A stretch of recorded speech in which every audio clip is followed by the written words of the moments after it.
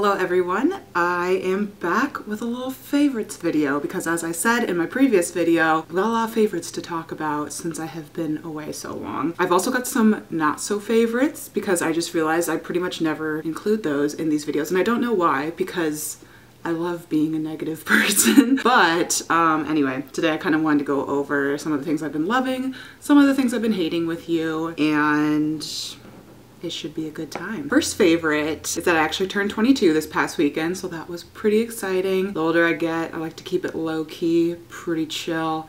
So it was restful and enjoyable, and that's all I have to say about that. One really major gift that I got that I would like to share because it is a favorite is my eyelash extensions, which hopefully I will, you know, insert a better sort of close-up shot of them. But I kind of just all of a sudden realized like I might be the type of person who would like some eyelash extensions. One of my family friends had them. They look super cute.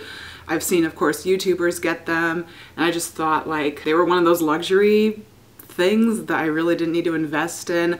I pretty much never get sort of like salon services done. Like I don't ever get my nails done. I haven't been to a hair salon since I went natural, so like certain things like that I forget to spend money on pretty often. I haven't even got my brows threaded in like over a year at this point. So I'm just really bad at taking care of myself. So I decided, what the heck, why not? Like I hate applying mascara. Like I love mascara, I love the way it looks, but I'm the type of person who takes for freaking ever to apply their mascara, and it was just like my least favorite step to do in the mornings, even though I, you know, feel like it's what really finishes off the look for you. I was getting to the point where I was not even putting any on because I was sick of it. So I was like, you know what? Lash extensions could actually be a really freaking great idea. And I have no complaints. They're a little weird to sleep with, I will say, just because I think they probably wouldn't be weird for most people, but I'm super paranoid that they're gonna fall out, even though they won't.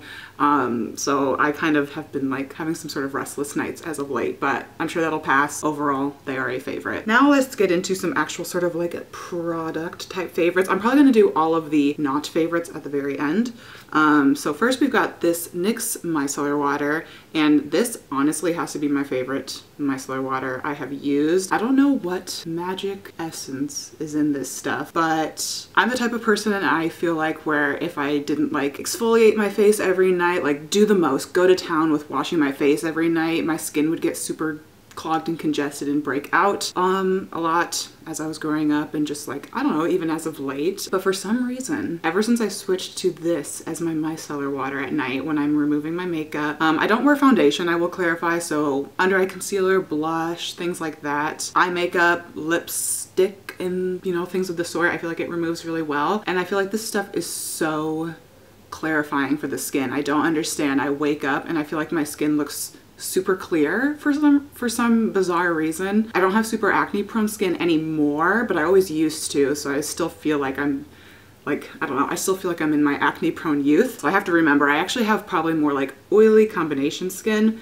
but this really balances everything out, which it does not claim to do any of this. Like I said, I don't know what witchcraft is happening in this bottle, but I feel like some nights this is really all I need to wash my face, and that's pretty freaking cool, so I highly recommend this. I've got a little techie kind of favorite. Full transparency, these were sent to me, but I have been trying them out for actually a pretty long time now. I meant to talk about them this summer, but that obviously never happened. These are some wireless, well, not wireless, Bluetooth headphones by the brand Sudio.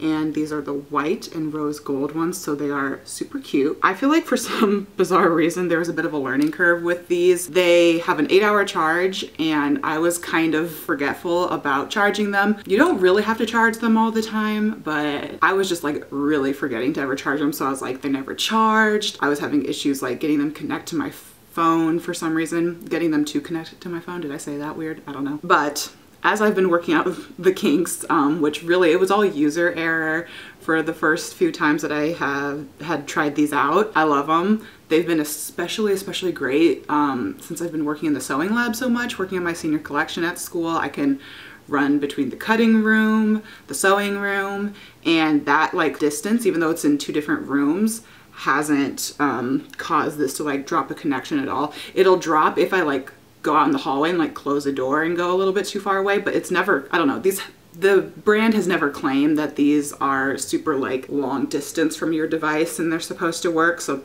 I don't know, that was a cool little thing I discovered. It's nice that the cord's not in the way if I'm like cutting fabrics. I'm always super paranoid that I'm gonna cut my headphones. And they've been super great for my commutes. They sound a lot better than the previous headphones I was using. I think I was using Urban Ears ones forever. I don't know, the sound quality is just a lot clearer. It's great for phone calls. People can hear you super well. So yeah, these are really bomb. I'm gonna leave a link to the website down below, and actually I'm probably gonna do a more in-depth review, and if not an in-depth review, talk about them a little bit more in a future video, and then also do a sort of like current music favorites. I'm just gonna separate those from this video because since it's been so long since I've seen you guys, I have way too many music favorites to fit into this single video. So for now, check the link in the description. I also have a coupon code for you guys. I'm just reading it off here. If you just type in Tara, you'll get 15% off and it's valid forever. So definitely give these a look if you are new to the sort of Bluetooth headphone world. I know I was, and I think these are a pretty good first pair. Let's get into the Glossier stuff. I never thought I would be a part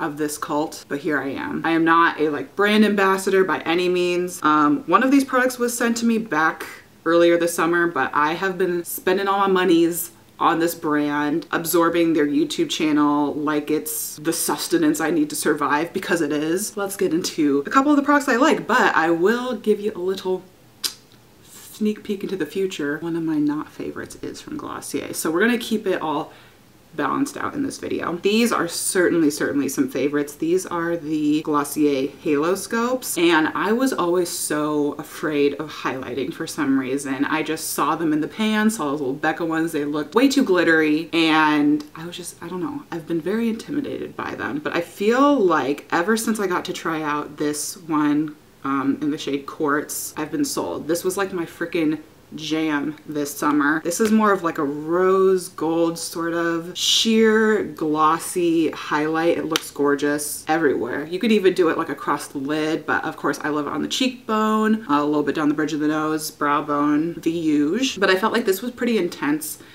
kind of getting into these more winter months. So I picked up Moonstone recently and I love this. This is pretty much just like a clear, beautiful, transparent, glossy highlight. Like I already kind of said, I've got it on today.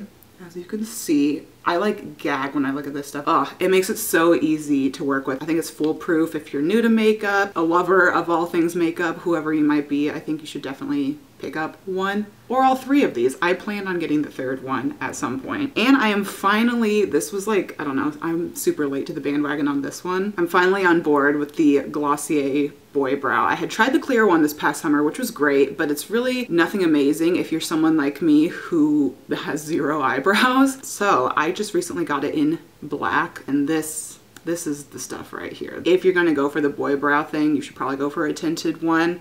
I am wearing it today in combination with the Anastasia Brow Wiz, I believe. I just picked up a new one the other day. But on days where I feel like I don't need a super like done up face, you can pop some of this stuff through the brows super quick and it looks really nice as well. So even someone like me who doesn't have that great of eyebrows, it makes a world of difference. What I actually typically will do, I learned this from Estee Lalonde on YouTube. She'll kind of like, I don't know if she uses this product, but she was using some sort of brow product, brush backwards through the brow and then kind of feather it up and out, and that can give you a really nice, more full effect if you're lacking in this department. Let's throw in another random favorite. I have really been digging those Bath and Body Works holiday candles, or seasonal candles I should say, because we're not to like the holidays yet, but in my opinion like Halloween is the only holiday I'm super here for. This has been my particular favorite candle of the bunch that I have been trying. As you can see, this guy is gone.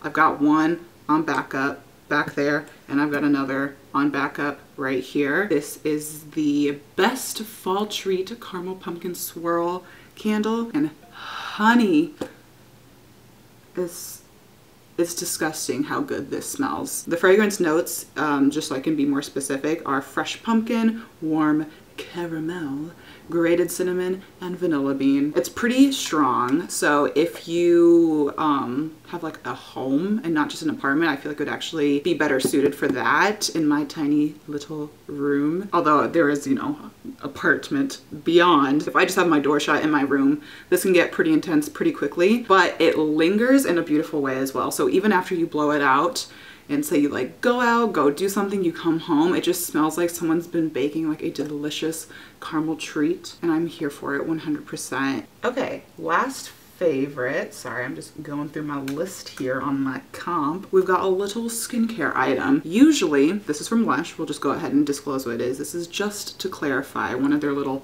jelly face masks. Usually Lush skincare it's hit or miss with me. Things like Mask of Magnum Tea, Ocean Salts, they're pretty good. You know, they work on my skin. Let the good times roll. That's a nice little winter treat that I like to use on my face. Not super abrasive. But for some reason, anytime I would turn in my like 5 pots, you know, you like save up 5 pots and then you give them to Lush and then you get fresh face masks. All of their fresh face masks break me out. I have no idea why. I'm super scared to touch any of them. Because of that, I've been super scared to just like go back and touch really any Lush skincare at all. Except for Ocean Salt. That stuff's just like whatever.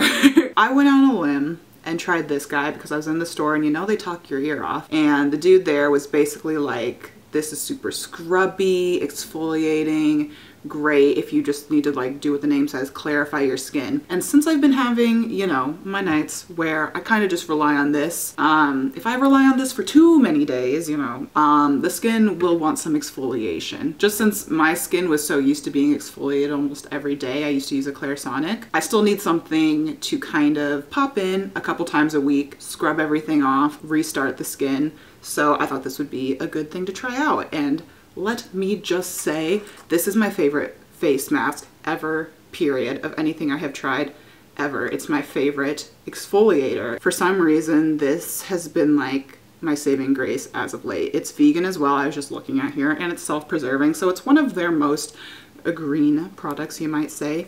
I know Lush gets a bad rap for greenwashing, but I like the brand. I think they do some great things for animal testing, or being anti-animal testing, I should say. It doesn't strip the skin. It's still pretty moisturizing, but it's gritty when you first put it on. You leave it on for 10 minutes, and then you kind of course, scrub it off. And I don't know if it's the action of leaving it on or if it's just the action of scrubbing that has really, really helped my skin.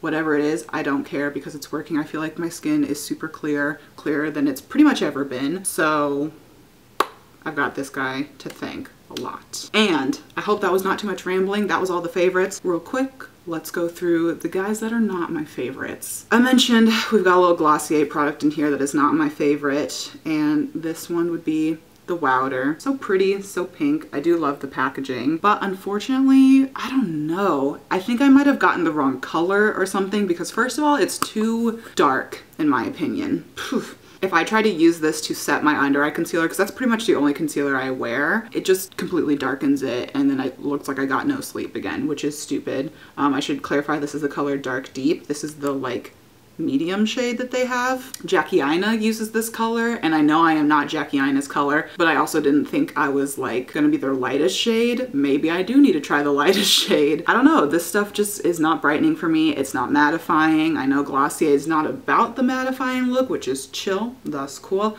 but I at least want my T-zone to be matte, and I don't know, I know some people have claimed that this is super mattifying. Jackie Aina, my queen, my goddess, has claimed that it's super, super mattifying, and maybe her and I just have slightly different skin types than I thought, even though I thought she was kind of a combination oily gal as well. I don't know, this stuff just doesn't hold up throughout the day, and it's not my color. So, and another powder that let me down, because I am on the hunt for a good setting powder right now, guys. If you could help me out, please. Please help me out. I know the Laura Mercier one gets really good reviews. I cannot recall though if Laura Mercier is cruelty-free. I don't think they are. I do like, I've got the lid here, hold on. The NYX Mineral Set It, Don't Fret It.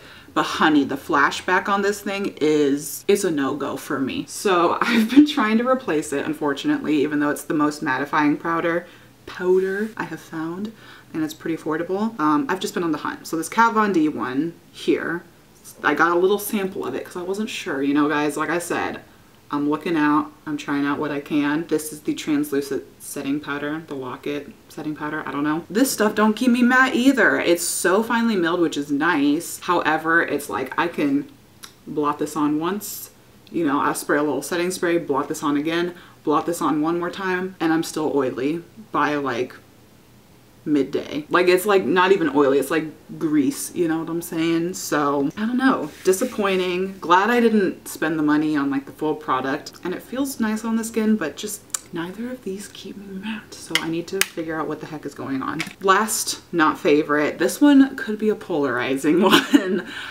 I was super excited by the Fenty Beauty launch, you know, brand launch. You already see what it is. Everyone has been screaming that they love this product so much all across the internet, and this is the little Fenty Glow Gloss Bomb, and it's beautiful. Like, that's a gorgeous color. I feel like this would be a good color for me because I'm basically Rihanna's color.